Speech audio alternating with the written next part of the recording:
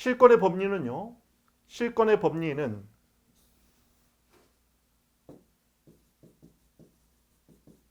실권의 법리 원칙이라고 안 하는데 여기서 실권은 실효됐다. 뭐가? 권리가.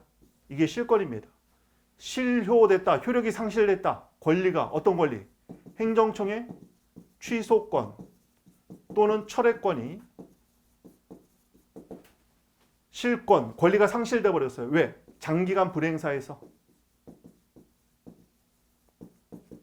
택시기사가 교통사고를 일으켰는데 면허 취소 사유였어요. 그런데 4년, 5년이 지나도 행정 업무에 착오가 생겨서 처분이 나가지 않았습니다. 그런데 5년, 6년 지나서 그 사건이 어떻게 밝혀졌어요. 그랬을 때 면허 취소할 수 있느냐? 장기간 불행사하면 얘는 앞에서 본 것처럼 소극적 언동입니다. 즉 공적견해 표명 중에서 소극적 언동이에요. 그런데 신뢰보호 원칙의 파생 법리로서 실권의 법리가 적용되는 겁니다. 실권의 법리는요. 신뢰보호 원칙의 파생 법리예요. 왜냐?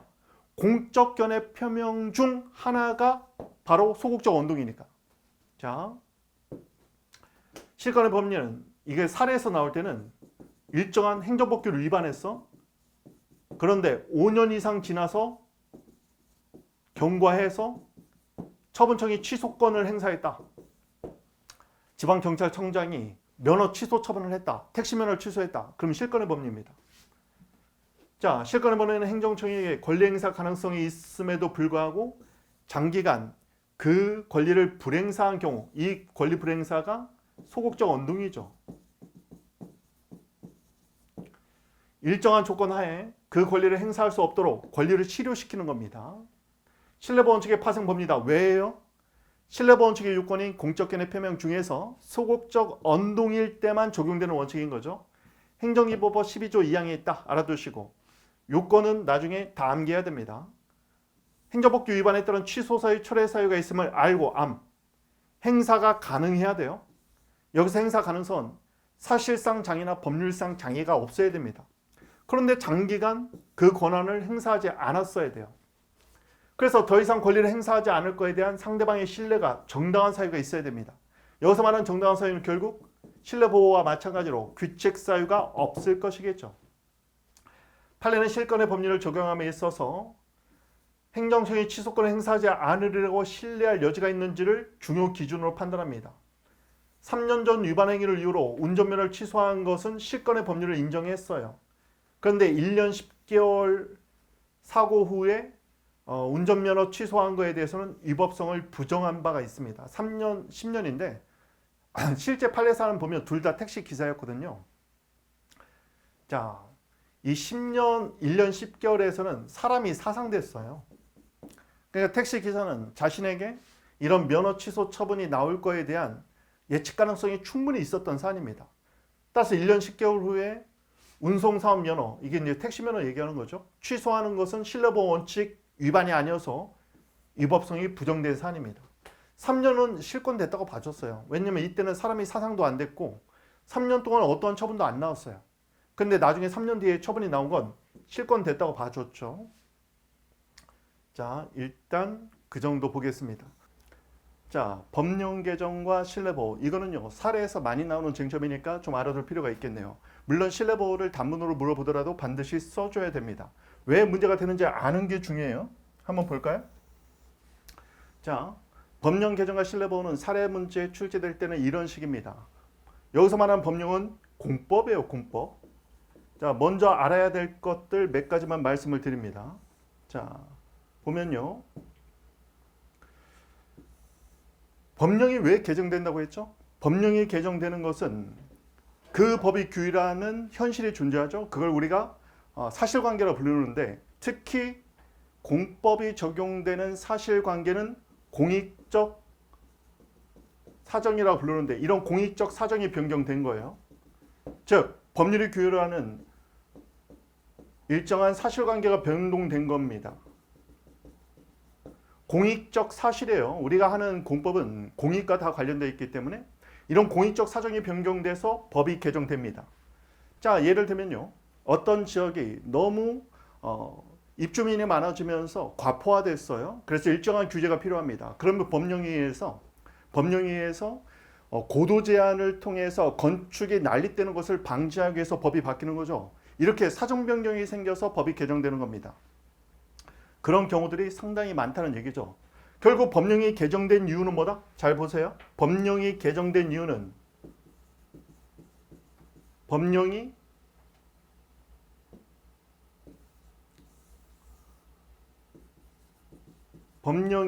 개정되면 개정되는 이유도 알아야 돼요. 법령이 개정되는 이유는 공익적 사정이 변경됐기 때문입니다. 그러면 법이 개정되면 과거의 법을 과거 구자를 써서 구법이라고 부르고 개정된 법은 신법이 되겠죠.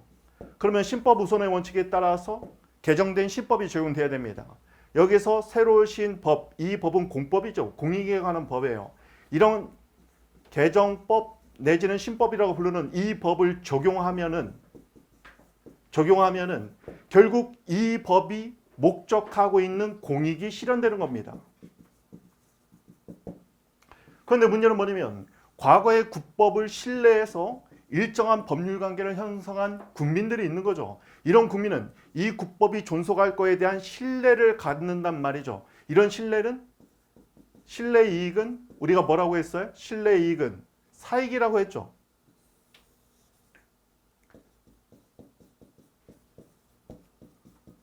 따라서 개정법을 적용할 때는 국법에 대한 신뢰와 충돌하는 문제가 생기는 겁니다.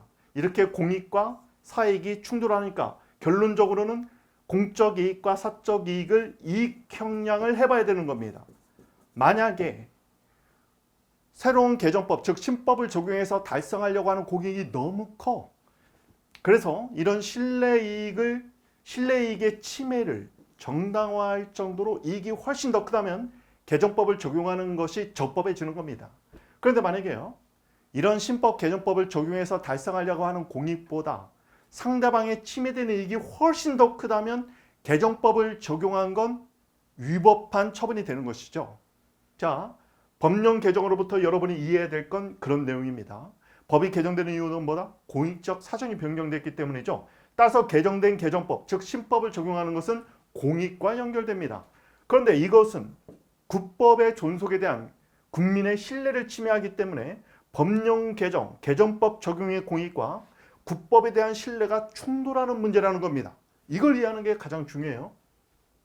그러면 자, 사실관계를 하나 볼게요.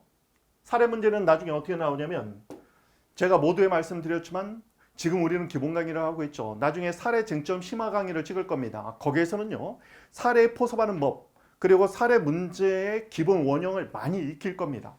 근데 이 내용은 중요하니까 미리 좀 알아보는 거예요. 자, 국법이 있어요. 법이 개정됩니다. 그러면 신법이 나오겠죠. 자, 이게 건축법령이라고 볼 때 국법에 근거해서 건축허가를 신청했어요. 그런데 국법에 따르면 요건을 갖췄습니다. 국법의 요건을 갖춰서 신청을 했는데 보통 건축허가를 만약에 신청한다면 다음날 나오는 것이 아니죠. 이런 신청서가 접수가 되고 나면 일정한 처분 절차가 진행을 합니다. 이게 뭐 짧게는 한 달이 될 수 있지만 길게는 뭐 6개월 이상 될 수도 있어요. 왜냐면 대규모의 어떤 건축 허가 같은 경우는 공익사업과 관련되어 있으면 상당히 길어질 수 있습니다. 그래서 건축허가 신청을 했는데 그 당시에 국법의 요건을 갖춘 적법한 신청이었습니다. 그런데 처분 절차가 진행되는 과정 중에서 법이 개정돼 버렸어요. 그런데 신법에 근거해서 보니까 거부 사유가 추가돼 버린 거야.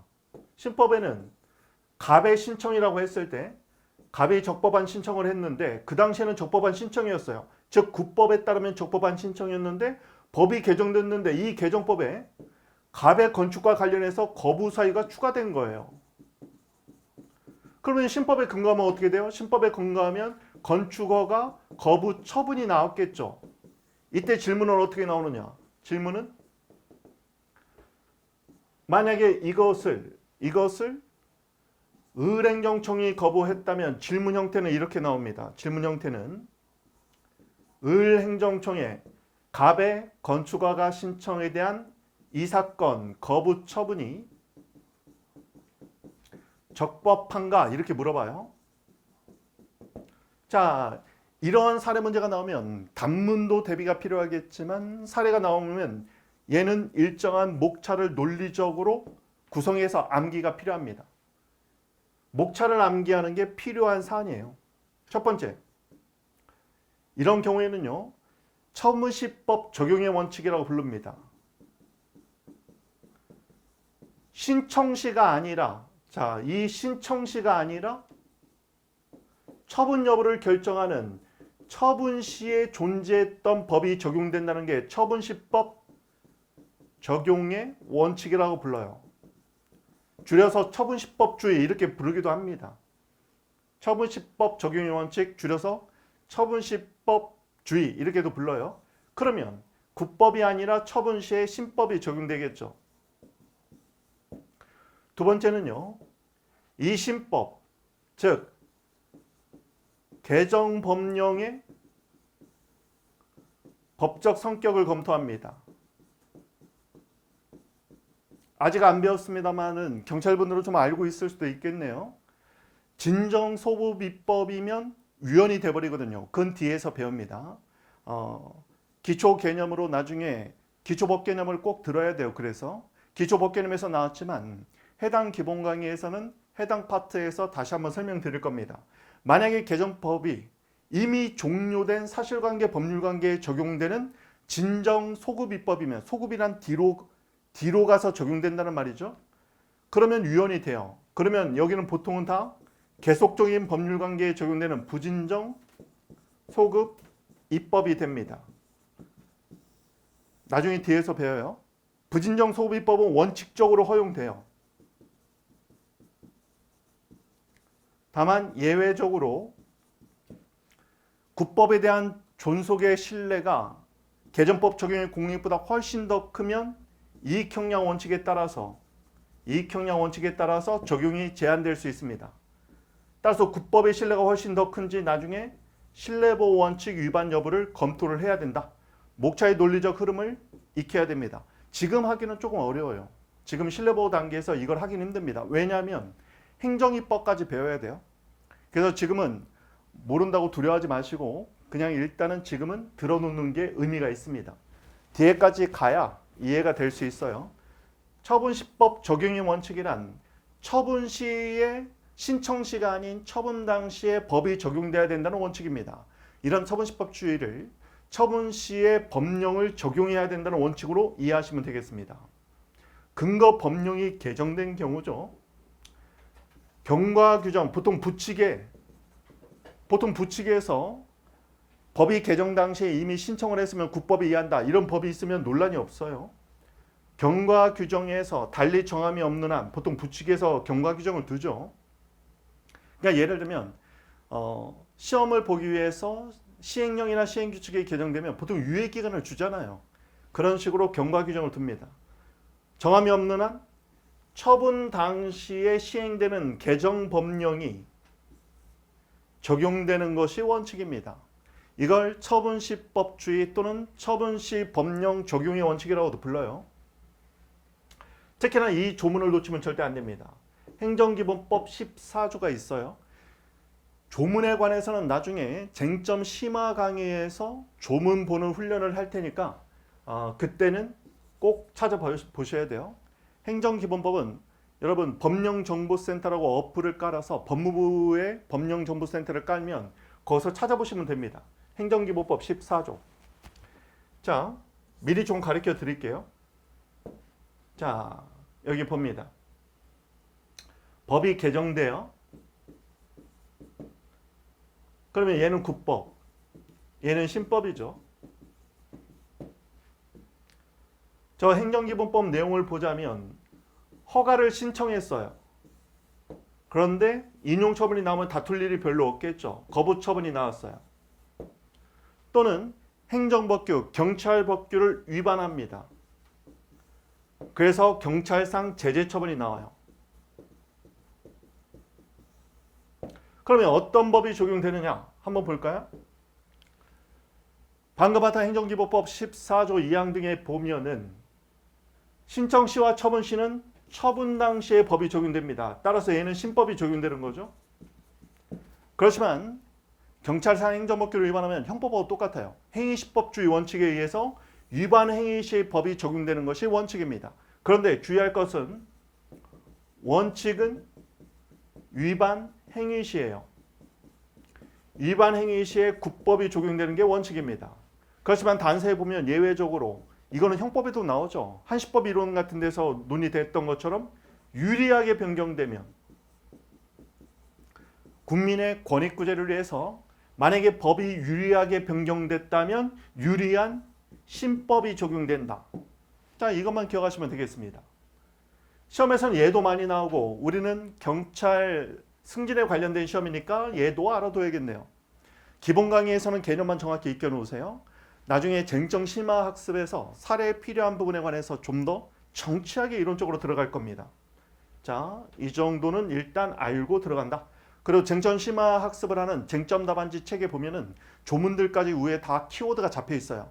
여러분 나중에 암기를 위해서 사례풀이를 위한 암기를 위해서 쟁점 답안지는 6월 달에 개정이 될 텐데 그 교재를 가지고 사례 대비를 하시면 되겠습니다. 이러한 개정 법령의 적용, 공익적 목적이 있다고 했어요. 관련해서는 개정 전 법령, 이게 이제 국법이죠. 국법. 과거 구자 써서 종속에 대한 국민의 신뢰가 개정 법령 적용의 공익. 개정 법령을 적용하는 게 왜 공익이라고요? 법이 개정된 이유 자체가 공익적 사정에 부합하도록 법을 개정한 겁니다. 그래서 개정법을 적용하는 것은 공익이 되는 것이죠. 요거보다 더 보호가치가 있다고 인정될 때는 그러한 국민의 신뢰를 보호하기 위해서 적용이 제한된다. 뭐요? 신법 적용이 개정법령인 신법 적용이 제한될 수 있다는 겁니다. 그래서 신뢰보호 원칙이 나중에는 중요해져요. 두 번째, 다만 신법을 적용하는 것이 원칙이기 행정기본법 14조에 따라서 어떤 법이 적용되는지를 먼저 보는데 원칙은 지금 뭐라는 거예요? 원칙은 신청시가 아니라 처분 당시에 법이 적용되는 겁니다. 다만 나중에 보면 신뢰보호 원칙에 의해서 예외는 존재하는 거죠. 두 번째 예를 논의하는 이유는 뭐냐면 신법이 적용되는 것이 원칙이나 이 신법이 법률 소급 적용 금지 원칙을 위반하면 즉 진정소급입법이면 그냥 그 자체가 위헌이에요. 소급 적용 금지 원칙 이건 헌법 12조에 있죠. 원칙적으로 그 효력이 생긴 후에 발생한 사실에 대해서만 적용된다는 원칙이다. 행정기본법을 꼭 써주면 됩니다. 소급 적용 금지 원칙은 이미 종결된, 다른 말로 완료된 사실관계 법률관계에 적용되는 진정 소급 적용만 인정되고 법령 개정이 계속 중인 사실관계 법률관계에 적용되는 부진정 소급입법에는 인정되지 않는다. 자, 보세요. 예를 들면요. 갑이라는 사람이 시간적 순서에서 이때 경찰로 임용됩니다. 임용은 임명을 포함하는 개념이에요. 나중에 강론에서 이런 개념은 좀 익혀야 됩니다. 경찰로 임용됐는데요. 나중에 임용령, 대통령령이 임용령이 개정됩니다. 개정되면서 경찰로 임명되기 위해서는 임용 중에 신분을 부여하는 걸 임명이라고 불러요. 나중에 배웁니다. 적어도 대학원 이상, 즉 석사 학위 소지자만 경찰이 될 수 있다. 그리고 소급 적용한다. 소급이라는 말은요. 과거로 돌아가서 적용된다는 말이에요. 그래서 소급 적용이란 과거로 가서 적용된다는 원칙입니다. 그럼 여기 보세요, 여러분. 갑이라는 사람이 이미 임용됐어요. 그래서 지금 경찰 활동을 열심히 하고 있습니다. 그런데 갑자기 3, 4년 지나서 법이 개정돼서 경찰 신분을 갖기 위해서는 적어도 학사가 아니라 석사까지를 요구한다. 만약에 이렇게 바뀌어버려요. 그럼 대학원 안 나온 사람들은 지금 자격이 없어지는 거죠. 그래서 만약에 경찰의 신분이 소멸한다? 이럴 수 있을까요? 당연히 안 되겠죠. 왜 안 되느냐? 이게 바로 진정소급입법은 헌법상 금지되어 있기 때문에 그럽니다. 진정소급입법은 또는 진정소급입법을 적용하는 것을 진정소급적용이라고도 불러요. 이거는 헌법상 금지되어 있습니다. 헌법상 금지되어 있어요. 왜 금지되어 있느냐? 법적 안정성에 반하는 거죠. 법적 안정성에 반하고 신뢰 보호에 반합니다. 자, 이와 달리 갑이라는 사람이 경찰이 되기 위해서 수험 준비를 하고 있습니다. 시험을 한 두어 번 봤는데 아직 안 돼 있어요. 요즘 경찰 되기도 너무 힘들잖아요. 신림동에서 보면 경찰 준비하는 학생들 엄청 많거든요. 그런데 시험 보는 중에 법이 개정됐어요. 만약에 대학원 석사 소지자만 볼 수 있다. 그럼 논란은 되겠지만 우리가 이제 시험이라고 그냥 가정적으로 보는 거예요. 그러면서 2년 유예 기간을 줍니다. 2년도 좀 짧아 보이네요. 어쨌든 이런 경우에는 아직 경찰이 임용이 안 됐잖아요. 이런 자에게 적용되는 것을 부진정 소급입법이라고 불러요. 자, 여기서 알아둬야 될 거 보세요. 진정이라는 말이 많이 나오고 부진정이라는 단어도 많이 나올 텐데요. 부진정은 유사하다는 의미입니다. 유사. 진정은 진짜. 소급은 과거.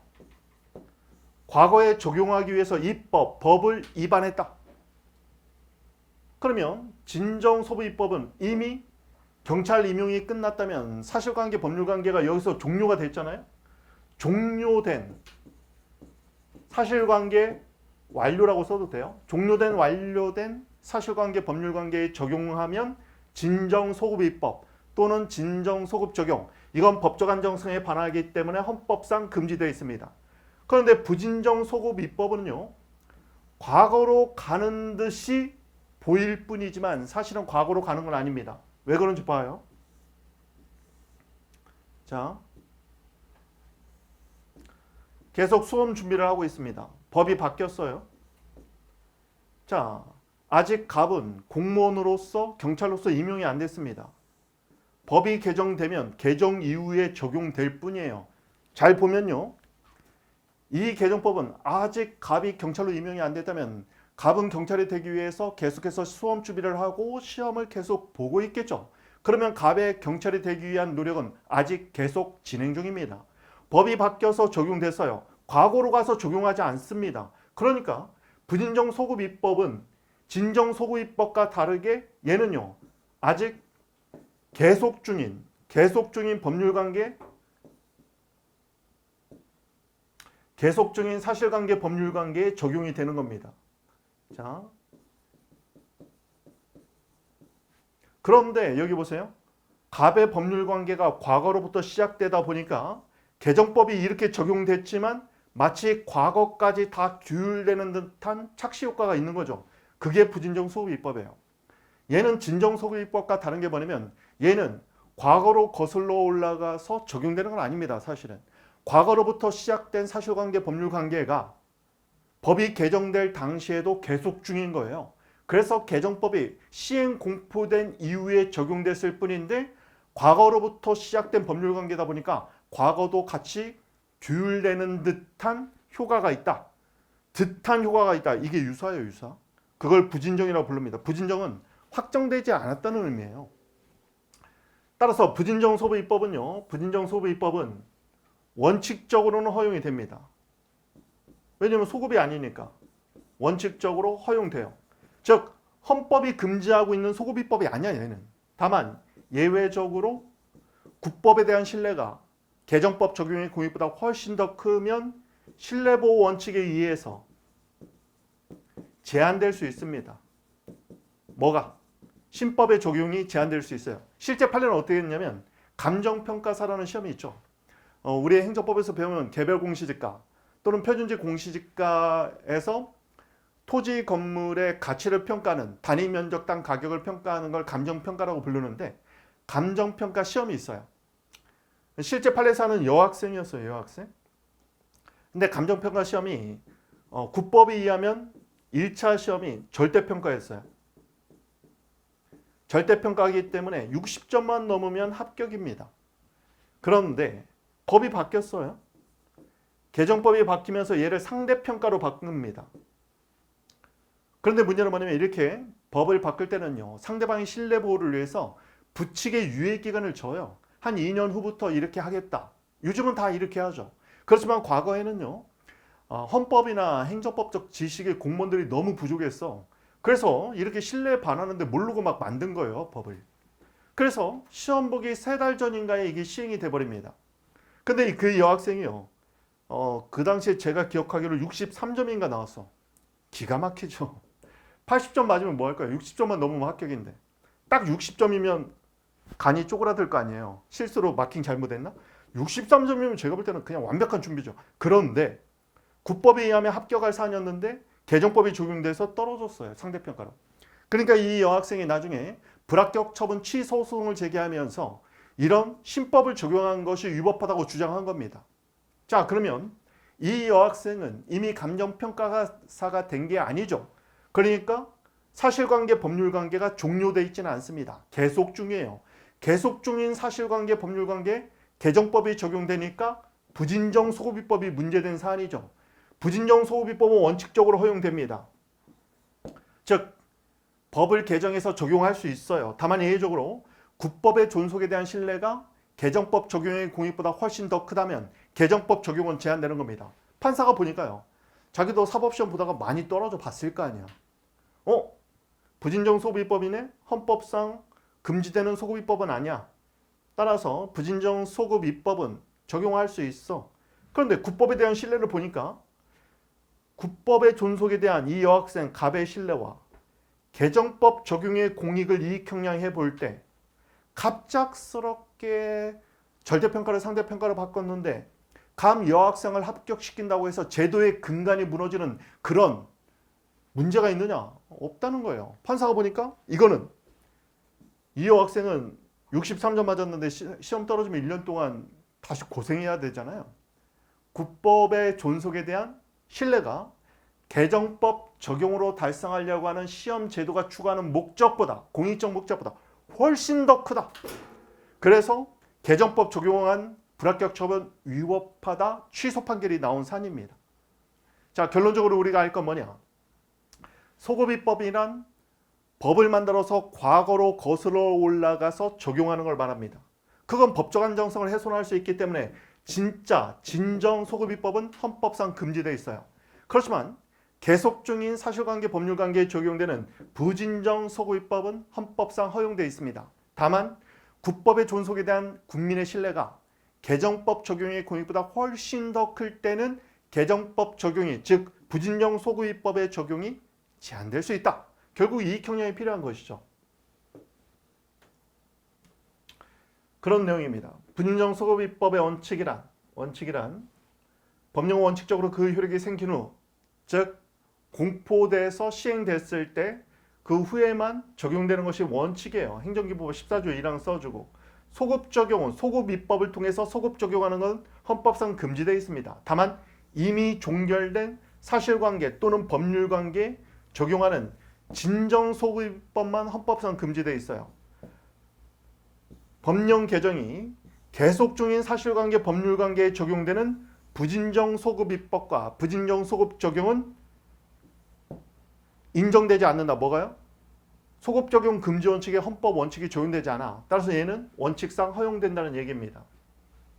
다만 소급 입법 한계 원리로서 신뢰법 원칙에 따라서 부진정 소급 입법이 제한될 수 있어요. 자, 대법원은 법률의 개정 가능성을 고려할 때 국법의 존속에 대한 신뢰, 국민의 신뢰가 이게 사익이겠죠. 특별한 사정이 없는 한 보호되지 않고 원래 법은 개정 가능성이 있기 때문에 국법에 대한 신뢰가 개정법 적용의 공익보다 큰 경우는 특별한 사정이 있어야 돼요. 다만 이 부분 국법에 대한 신뢰가 개정법 적용으로 달성하려는 공익보다 훨씬 더 크다면 신뢰보호 조치 없는 법률 부분은 위법해서 무효다. 신뢰보호 조치가 없다는 건 이건 경과 규정이 없다는 얘기겠죠. 자, 알아두시고 결국 이익형량해 봐야 됩니다. 국법의 존속에 대한 신뢰와 개정법 적용의 공익을 이익형량에서 결정합니다. 그런데 그 이익형량하는 아주 더 정치한 논리를 헌법재판소가 설치했어요. 헌법재판소는 국법에 대한 신뢰의 보호 정도를 법령 개정의 예측 가능성, 이 법은 곧 개정될 거야. 그런 예측 가능성이 있는지, 여기가 중요한데요. 국가에서 유인된 신뢰다. 국가가요 일정한 방향으로 국민을 유도하는 경우가 있습니다. 예를 들면 MB 정부 때요. 미분양이 너무 쌓이다 보니까 건설회사들의 부도가 막 이루어집니다. 그러다 보니까 이런 미분양 물량을 소화시켜내기 위해서 국민들에게 그런 임대사업을 장려하기 위해서 임대사업자 제도를 장려했어요. 그래서 임대사업자가 됐던 사람들이 나중에 부동산 가격이 너무 폭락하니까 죄인 취급을 받았죠. 그래서 나중에 임대사업자에 대한 특혜를 다 없애버립니다. 그런데 유예기간을 줬기 때문에 사실 법적으로 문제가 없었지만 갑자기 그런 유예기간 없이 어떻게 보면 임대사업자는 다주택자잖아요. 주택을 여러 개 가지고 지금 임대사업을 하고 있는데 1년 만에 다 팔아. 안 팔면 중과세 할 거야. 그럼 신뢰보험칙 위반이 되는 거예요. 이렇게 국가에서 유인된 신뢰라면 이때는 국가에서 자 이걸 잘 알아야 되는데 나중에 포섭할 때 쓰는 거예요. 사회에서. 국가에서 유인됐다면 그때면 국법의 존속에 대한 국민의 신뢰가 신법 적용의 공익보다 훨씬 더 큰 걸로 봐줘야 될 겁니다. 이와 달리 기준으로 해서 국가에서 유인됐다면 법령 개정의 공익에 우선하는 특별한 신뢰익이 인정된다. 이런 얘기예요. 단지 법률의 기회 활용이라면 법률의 기회 활용에 불과하다. 이 말은 뭐냐면 국가가 유인한 건 아니고 임대사업 제도가 있네? 저거 통해서 내가 임대사업 좀 한번 해볼까? 그렇게 본인이 법률을 활용해서 법률에 따른 어떤 기회 활용에 불과했다면 이때는 국법에 대한 신뢰보다 신법 적용의 공익이 더 훨씬 크다는 겁니다. 키워드는 유인, 국가에서 유인된 신뢰냐? 기회 활용, 단순히 법률의 기회 활용에 불과하냐? 만약에 국가에서 유인된 신뢰라면 그 신뢰가 더 보호가치 있다. 개정법 적용보다. 그런데 단순히 법률의 기회 활용에 불과하다면 그 개인의 신뢰보다 국법에 대한 신뢰보다 개정법 적용의 공익이 훨씬 더 크다. 이렇게 이해하시면 되겠습니다. 나중에는 암기가 좀 필요한데 첫 번째, 처분시법 적용의 원칙. 그러면 신법이 적용되는 거죠. 두 번째, 이 신법, 개정법의 법적 성격. 소급입법 금지 원칙이라고 써도 좋아요. 세 번째는 신뢰 보호까지 가주는 겁니다. 처분시법 적용의 원칙 또는 그 다음 목차는 개정법의 법적 성격 아니면 뒤에다 써주는 거예요. 소급입법 금지 원칙. 소급입법 금지 원칙에 반하면 이 신법을 적용하는 것 그 자체가 위헌이 돼요. 그리고 신뢰 보호로 가는데 나중에 사례풀이에서 한 번 정도 훈련을 해봐야 됩니다. 타 시험에 한 번 나온 거니까.